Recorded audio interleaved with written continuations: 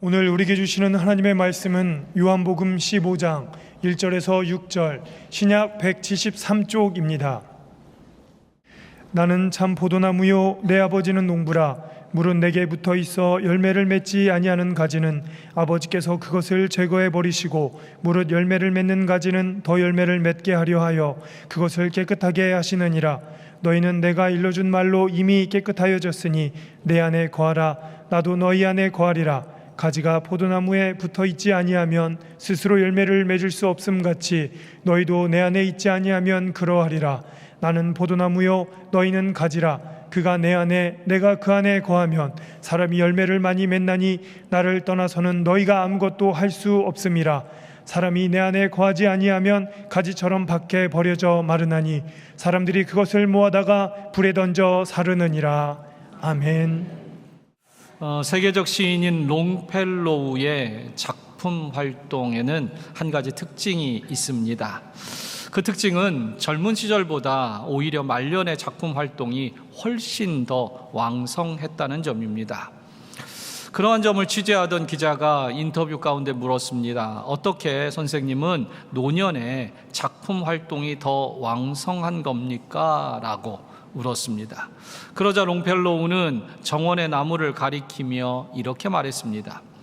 저 나무도 오래된 고목이지만 양분을 잘 섭취하니 여전히 잎이 푸르고 열매를 많이 맺는 이치와 같습니다. 그는 고목을 보며 멈추지 않는 자신의 배움의 열정이 왕성한 활동의 힘이라고 그렇게 설명했단 것입니다. 사실 고목이라고 모두 마르고 열매를 못 맺는 것이 아닙니다. 또한 새 가지라고 항상 풍성한 열매를 맺는 것도 아닙니다. 문제는 가지의 능력이 아니라 가지가 나무를 통해養분을 잘 공급받고 있는가에 더 무게를 두어야 할 겁니다. 본문은 우리가 잘 아는 말씀입니다. 그리고 오늘 본문의 비유는 예수님께서 친절하게도 설명을 붙여놔요. 하나님은 농부시다. 그리고 나는, 예수님은 참 포도나무다. 그리고 우리는 가지다 라고 말씀합니다. 그러나 많은 경우 우리는 자신이 포도나무이신 주님께 붙어있는 가지라는 사실을 자꾸 잊습니다. 아니, 모르고 삽니다. 아니, 때로 스스로가 나무나 포도나무나 농부인 양 착각합니다. 즉 나 혼자 다 할 수 있다는 착각입니다. 그래서 본문에서 예수님께서는 가지인 우리가 어떻게 해야 하는지 그것에 대해서만 말합니다. 포도나무가 하는 일, 농부가 해야 될 일은 별로 언급하지 않고 가지인 우리가 어떻게 해야 할지에 대해서 말씀합니다. 결국 세상에서 신앙으로 산다는 건 내가 가지라는 것을 깨닫고 항상 참 포도나무 되신 주님께 붙어 있어야 한다는 겁니다. 감사하게도 농부 되신 하나님께서는 가지인 우리를 돌보시고 사랑으로 보살펴 주십니다. 또한 참 포도나무이신 예수님께서는 당신 안에 우리를 품고 끊임없이 우리에게 은혜와 말씀의 양육을 허락하십니다. 오늘 본문을 통해 가지인 우리가 어떻게 하면 이 세상에서 열매 맺으며 살아갈 수 있을지를 본문을 통해 함께 생각하며 은혜를 나누고자 합니다. 먼저는 우리가 가지라는 겁니다. 그렇다면 이 가지가 살아있는, 가지로 살기 위해서 가장 중요한 한 가지가 있는데, 가지는 열매를 맺으며 살아가야 한다는 점입니다. 포도나무 가지의 존재 가치는 열매 맺음에 있습니다. 열매가 없다면 버림받을 수밖에 없다고 오늘 본문은 분명히 우리 가운데 적고 있습니다. 뿐만 아니라 포도나무 가지는 실제로도 너무도 가지가 약해서 가구를 만들 수도 없거니와 작은 못조차도 만들 수 없는 그러한 소용이라는 겁니다. 결국 가지는 열매를 맺을 때 가치와 의미가 있다는 겁니다. 그렇다면 열매 맺는 가지가 되려면 조건이 있습니다. 반드시 포도나무의 붙어 있어야 한다는 점입니다. 그러나 현대 신앙인들은 내가 가지라는 사실도 모르고 어떤 열매를 맺어야 할지도 모르고 살아갑니다. 그렇다면 가진 우리가 열매 맺는 삶을 살아가려면 과연 무엇이 필요한가? 오늘 그 점을 먼저는 주목해 봅니다. 열매 맺는 삶을 살기 위해 우리가 무엇이 필요할까?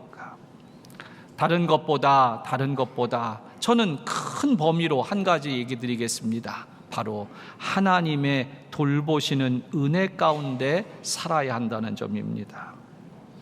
먼저는 2절에서 농부이신 하나님께서 가지가 열매 맺게 하려고 가지를 더 깨끗하게 하신다, 보살펴 주신다는 겁니다. 또한 4절에서는 열매 맺는 삶의 그 조건 가운데 주 안에 있어야 열매를 맺을 수 있다는 겁니다. 여기 오늘 우리가 읽은 9절, 6절까지 보았고요. 그리고 계속해서도 사실은 주제가 더 이어지는데 주 안에 있다라는 것, 이 부분을 우리는 좀 주목해야 합니다. 주 안에 있는 것은 2절과 4절의 표현으로는 주님께 붙어 있는 것을 의미합니다. 더 나아가 5절처럼 떠나지 않고 그 안에 머물며 양분을 공급받는 것이라고도 우리는 이해할 수 있습니다. 그런데 여기에 3절에 보면 예수님께서는 한 가지 말씀을 덧붙이고 있습니다. 깨끗하게 하는 농부의 돌봄과 포도나무를 통해 공급되는 양분을 의미하는 표현을 예수님께서는 내가 일러준 말이다, 곧 말씀이다 라고 우리 가운데 짚어주고 있다는 점입니다. 여러분, 세상의 이치는 생명력이 있으면 열매를 맺습니다. 그러나 저절로 되는 건 없습니다. 마찬가지로 영적인 열매도 말씀으로 돌봄을 받고 생명의 말씀이 내 속에 양분으로 머물 때에 맺히게 되는 것으로 우리는 이해할 수 있습니다.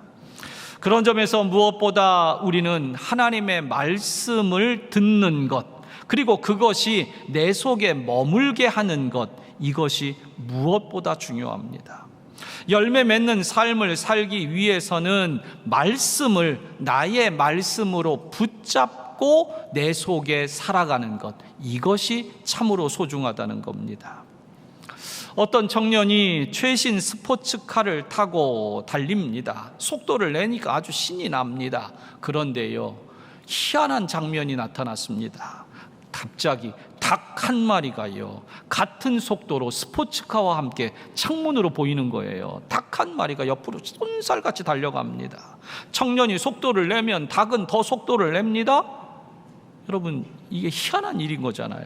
청년은 그 순간 생각했습니다. 내가 저 닭을 꼭 내 것으로 만들어야겠다.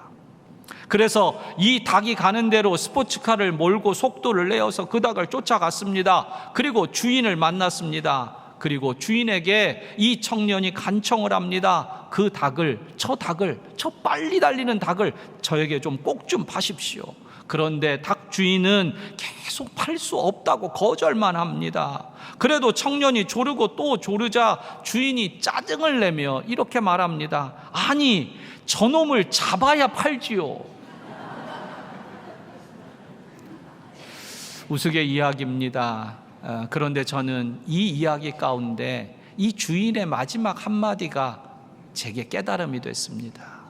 여러분, 아무리 능력 있고 아무리 재주가 특별해도 그건 내 것 삼지 못하면 팔 수도 없습니다. 그렇다면 오늘 하나님의 말씀이 아무리 능력이 있고 대단하다는 걸 구경만 하고 아는 것으로는 안 됩니다. 듣는 것으로는 안 돼요. 누군가 간증을 해서 와, 하나님 은혜롭네요, 놀랍네요, 이것만 가지고도 안 됩니다. 그 간증을 나의 간증으로 삼으려면 하나님의 말씀을 내 것 삼아야 됩니다. 그 말씀을 내 것으로 붙잡지 않으면 아무 소용이 없습니다. 여러분, 아무리 좋은 성경 구절의 자를 집에 갖다 놓는다 할지라도, 축복의 말씀을 집에다 걸어 놓는 것하고 해도 그 말씀을 내가 믿음으로 붙잡지 않으면, 품지 않으면, 구경만 한다면, 걸어놨으니까 우리 집이 잘 되겠지라고 생각한다면 그거야말로 집에 부적 붙여놓은 미신과 같을 뿐입니다. 결국 은혜도 말씀도 내 은혜로 받아야 하고 내 말씀으로 붙잡아야만 열매를 맺고 살 수 있는 겁니다. 그러면 말씀을 내 것으로 삼기 위해서 가장 필요한 첫 번째는 뭐겠냐 싶으면 다른 거 아닙니다. 말씀을 듣는 겁니다. 말씀을 듣고자 열심을 내는 겁니다. 자리를 찾는 겁니다. 그러므로 그 말씀을 듣는 자리에서부터 말씀을 내 것 삼을 수 있는 기회를 마련하는 겁니다. 그리고 나서 말씀을 듣습니다. 그런데 하나님의 말씀을 귀로 들을 때 우리의 영혼에, 우리의 마음속에 깨달음이 되거나 찔림이 됩니다. 그럴 때가 중요합니다. 여러분, 깨달아질 때, 동의가 될 때, 때로는 찔림이 될 때 그 말씀을 절대로 놓치지 말아야 합니다. 사도행전 2장에 보면 베드로가 첫 설교를 하자 많은 무리가 마음에 찔렸습니다. 그리고 그들의 찔린 마음이 그들이 베드로를 찾아와 말합니다. 우리의 마음이 이렇게 찔립니다. 어떻게 했으면 좋겠습니까? 즉 말씀대로 살려는 결단, 곧 그 말씀을, 찔려오는 말씀을 내 것 삼아 변화의 열심을 갖게 되었다는 겁니다. 여러분, 그렇다면 깨닫기는 말씀이 내 마음을 찌르는 것조차도 누군가는 은혜로 삼고 있다는 점입니다. 반면에 사도행전 7장에 보면 스데반이 하나님의 말씀, 자신의 하나님의 이야기를 완전히 설교했습니다. 그러자 그것을 들었던 종교 지도자들은 마음에 찔리긴 했는데 7장 54절에 보니까 이를 갈았더라 라고 얘기합니다. 여러분, 말씀의 찔림을 누군가는 건강한 응답의 기회로 삼습니다. 말씀을 내 것 삼는 기회로 삼아요. 그러나 누군가는 그 말씀을 거절하는 기회로도 만들고 있다는 점입니다. 여러분, 오늘도 하나님께서 여러분들 마음에 찌르고 깨닫게 하심이 분명히 있을 겁니다. 이 시간 말씀을 듣는 오늘 이 시간에도 여러분의 마음에 깨닫게도 해주시고 찔리게도 해주실 겁니다. 여러분, 가끔 성도님들이 제가 설교하고 난 다음에 찾아오진 않아도 때로는 지나가는 말로 하실 때가 있어요. 목사님, 그 설교 저 들으라고 한 거죠.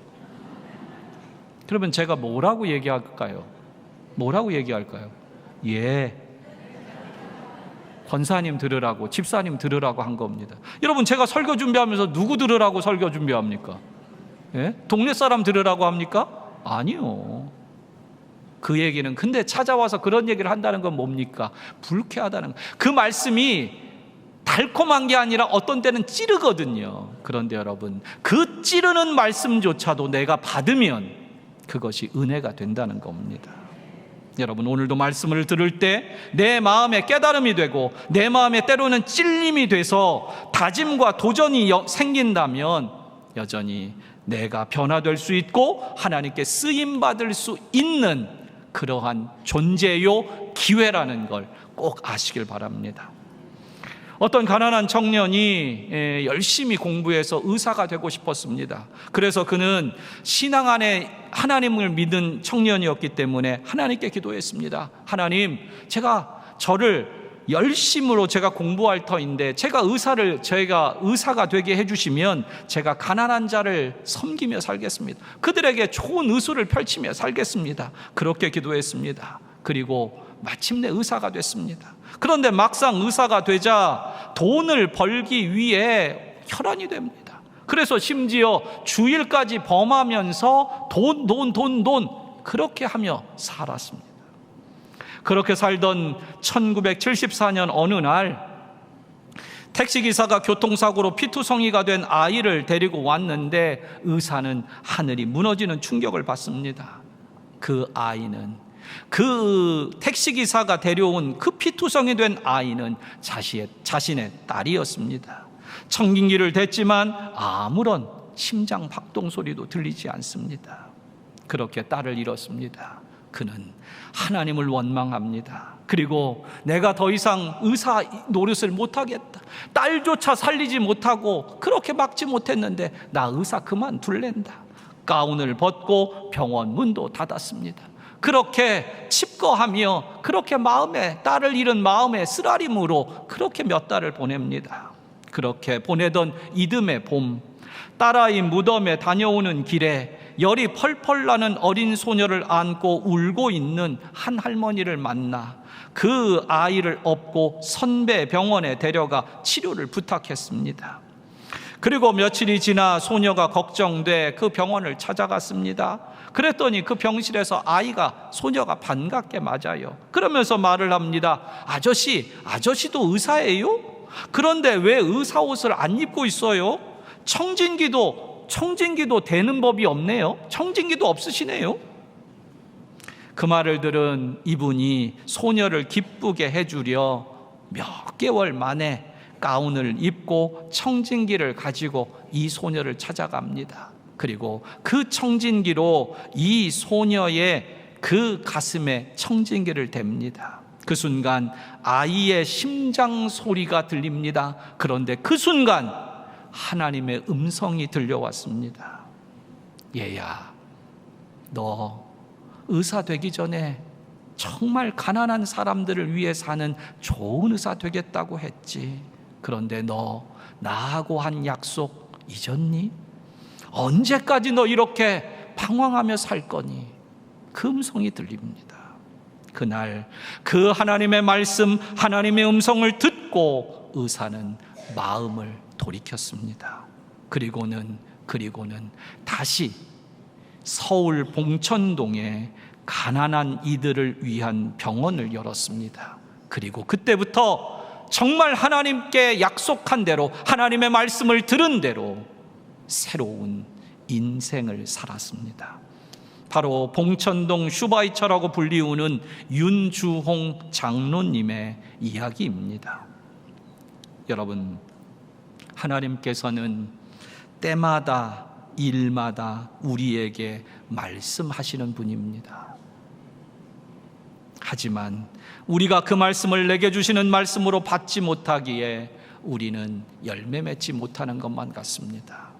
여러분, 다시 열매 맺는 인생을 살고 싶다면 찔림이 될지라도, 부담이 될지라도 내게 주시는 하나님의 말씀을 붙잡아야 합니다. 내 것으로 받아야 합니다. 그리고 그 말씀대로 살아가야 합니다. 그럴 때에 열매 맺는 인생으로 살 수 있습니다. 오늘 기억하십시오. 나는 가지입니다. 그러므로 항상 하나님의 말씀을 받아 선한 열매를 맺는 믿음의 삶 살겠다고 오늘 다짐하십시오. 두 번째로, 나는 가지이기에 연약한 존재임을 알고 살아가야 합니다. 오늘 본문은 가지의 특징에 대해서 몇 가지를 적고 있습니다. 2절에 포도나무에 붙어 있어야 한다. 4절에는 스스로 열매를 맺을 수 없다. 또 특히 5절에 나를 떠나서는 아무것도 할 수 없다. 그렇게 표현합니다. 특별히 5절에서 아무것도란 말은 헬라어로 우데이스라는 단어인데, 이것은 아무것도 아닌 존재, 어떤 생물이 되었던 어떤 것이 되었던 아무것도 아닌 존재라는 단어도 되고 의미가 있고, 영어로 번역해 놓은 걸 보니까 nothing입니다. 그야말로 아무것도 없는 거예요. 요즘 젊은이들이 쓰는 표현을 빌리면 1도 없다예요. 1도 없어. 아무것도 없다는 표현을 요즘은 1도 없다고 그러더라고요. 여러분, 가지가 포도나무에서 떨어지면 아무것도 없습니다. 아무것도 아닌 존재가 되어버려 말라 비틀어져 그 생명까지 잃고 마는 것처럼, 인간은 하나님 없이는, 하나님의 돌봄과 은혜 없이는 생존 자체가 불가능한 연약한 존재라는 것을 알고 우리는 살아야 합니다. 그런데도 인간은 자신의 약함을 인정하지 못합니다. 자신이 강하고 위대한 존재인 걸로 착각하며 사는 것 같습니다. 창세기에 인간은 흙으로 창조되었습니다. 그런데 거기에 흙이라는 히브리어는 아파르인데 성경학자들은 이것을 흙이라고 번역하는 것보다는 티끌이라고 번역하는 게 훨씬 더 인간 존재의 의미를 더 잘 설명한다, 이렇게 말합니다. 왜냐하면 흙이라고 그러면 우리는 어떤 덩어리나 어떤 형체들을 생각해요. 훨씬 어떤 큰 덩어리들을 생각합니다. 하지만 티끌이라고 번역하면 어떻게 돼요? 이게 뭐 생각이 안 나요. 티끌의 어떤 형상이나 존재감이 느껴지지 않거든요. 바로 우리가 그런 존재라는 겁니다. 그렇게 스스로를 지킬 힘도 없는 티끌이고 이 세상에 바람이 불면 이리저리 날릴 수밖에 없는 그러한 존재감 없는 상태가 티끌입니다. 그렇다면 이토록 연약한 가지인 우리가 이 세상에서 어떻게 열매를 맺으며 살아갈 수 있을까? 그 답은 오늘 본문 속에서 딱 한 가지뿐입니다. 포도나무에 붙어 있을 때만 살 수 있습니다. 붙어 살아갈 때만 열매를 맺을 수 있습니다. 2절은 물은 내게 붙어 있어 열매를 맺지 아니하는 가지는 이라고 말합니다. 오늘 본문에 붙어 있다, 2절에서 붙어 있다라는 말은 원어로는 매네라는 단어인데 원형은 매노입니다. 그런데 오늘 우리가 읽은 본문, 이제 계속 본문 속에서 거하다라고 번역된 단어가 사실은 이 매노라고 번역된 단어입니다. 즉 원래는 거하다라고 번역이 돼야 돼요. 다른 번역 성경, 제가 본 메시지 성경이나 우리말 성경도 거하다라고 번역을 하던가 아니면 머물다라고 번역을 해놓았어요. 그게 맞습니다. 뒤에 나오는 거하다, 주 안에 거하다, 4절에 내 안에 거하라 할 때도 이 거한다라는 단어는 똑같은 단어예요. 그런데도 한글 성경은 붙어 있으면 붙어 있다라고 번역을 해놨어요. 이 부분에 대해서 주석의 설명은 이렇게 설명이 됩니다. 여기서 붙어 있다고 한 것은 거한다는 의미보다 더욱 강력한 하나됨의 의미를 전달하려고 한 듯하다라는 겁니다. 여러분, 붙어 있는 것, 이것이야말로 주님 안에 거하는 모습입니다. 주님 안에 거하고 내가 그 안에 거해야 열매를 맺는다는 겁니다.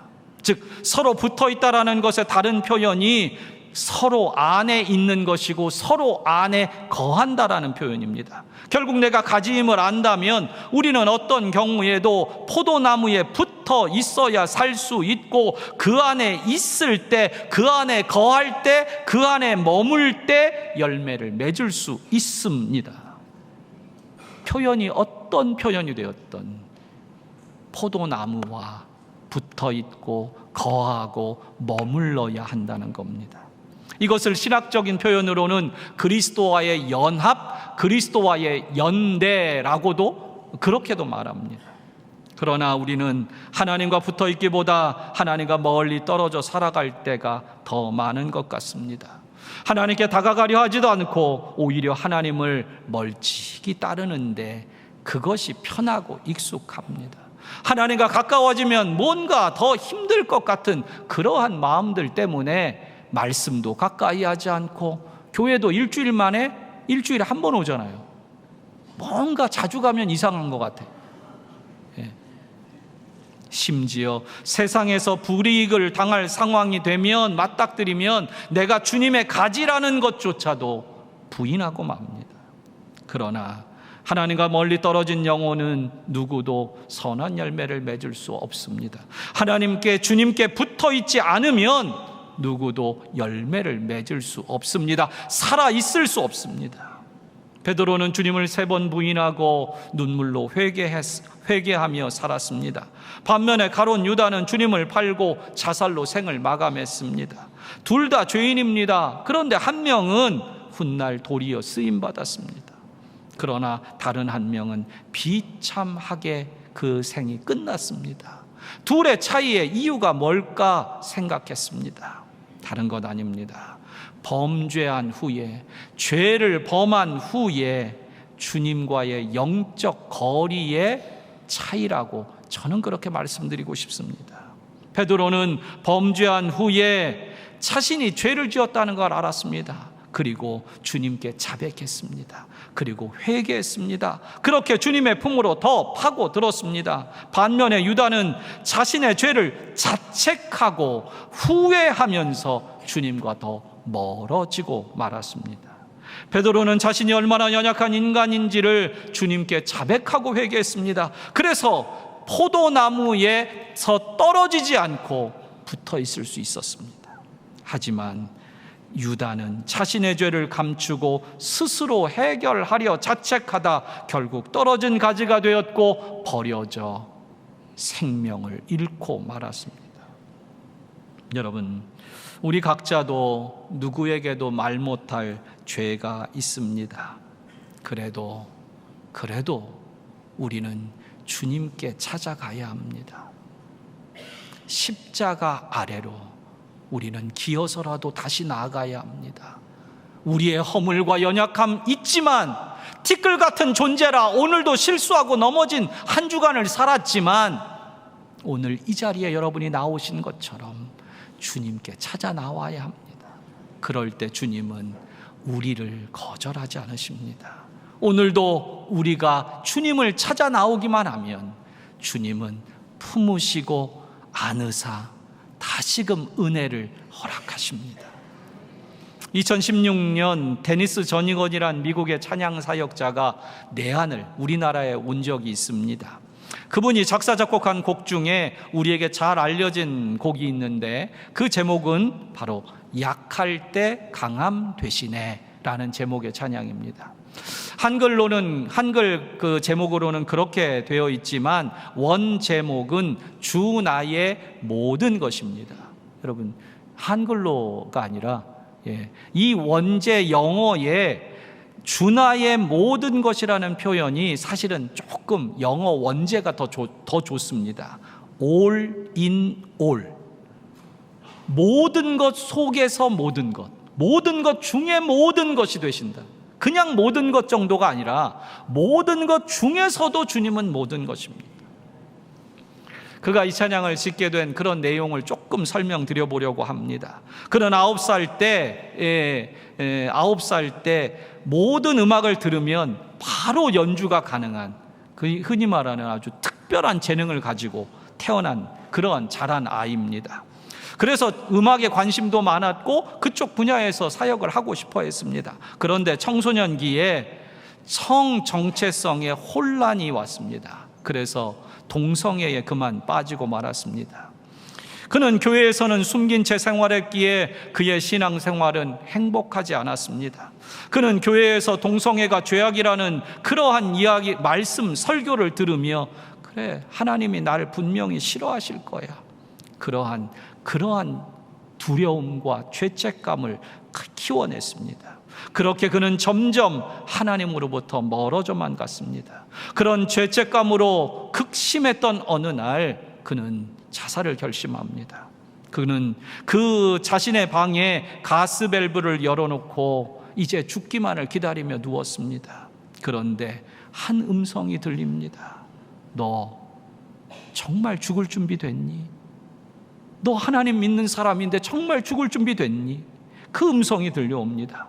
그 순간 정신이 번쩍 들어서 가스 밸브를 잠그고 살아납니다. 그리고 그때부터 그는 나는 하나님 앞에 어떤 존재로 살 것인가를 고민합니다.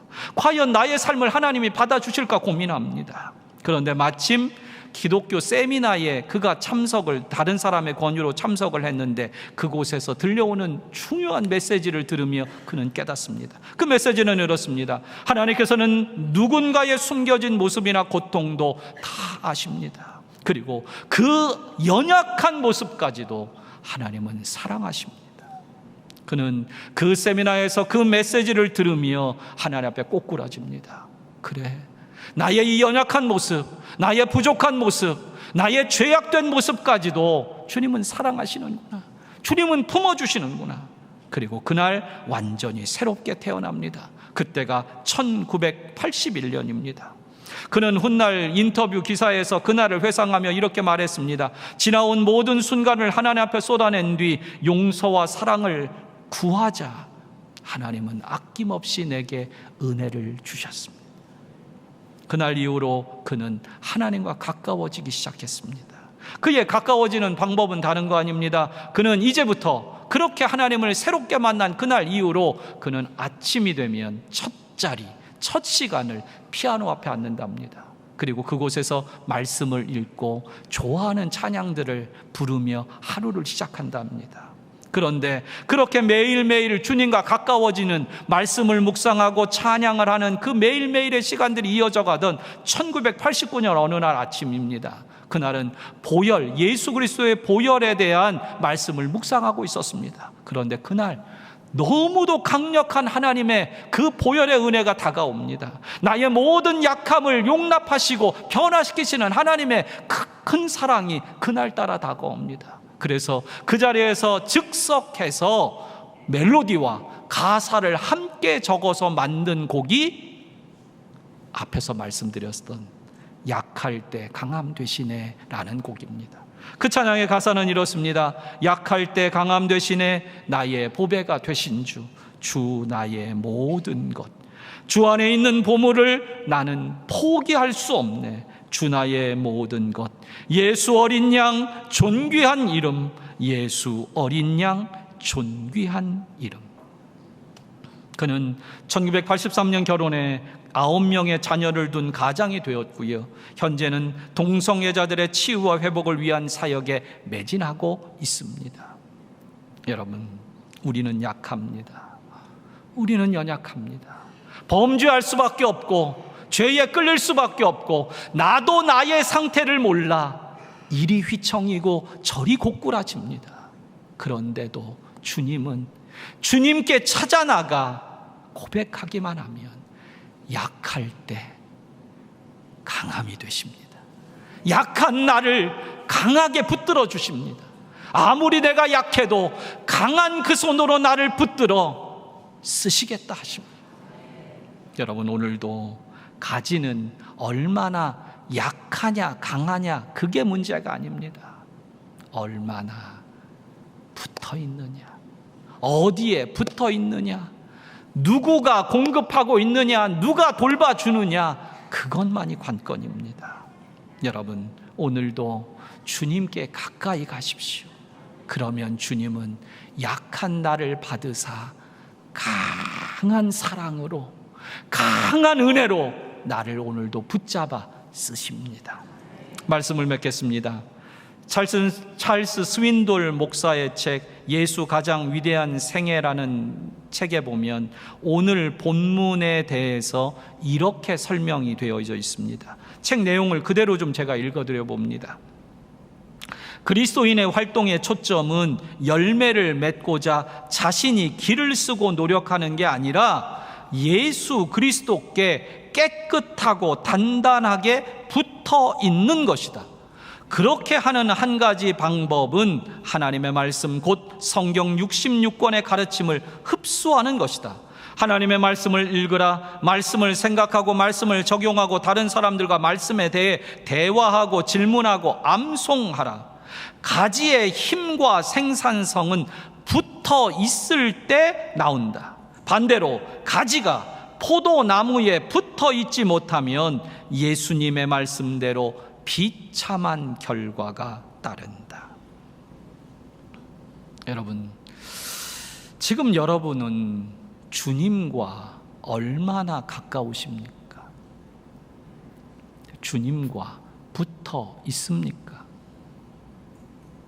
여러분, 오늘도 주님의 말씀과 나는 얼마나 가깝습니까? 혹시 주님과 멀어졌다면 다시 나아오십시오.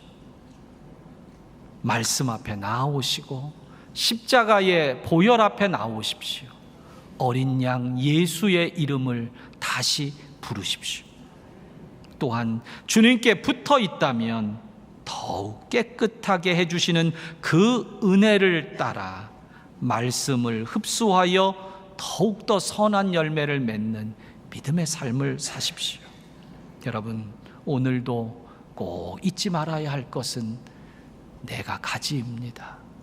강하든 약하든 주님께 붙어 있을 때 그 가지는 달라집니다.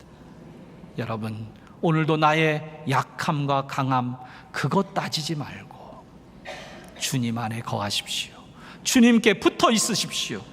그렇게 말씀 안에 거함으로 많은 열매를 맺는 복된 한 주간 사시는 여러 성도님들 되시기를 축복합니다. 기도하겠습니다.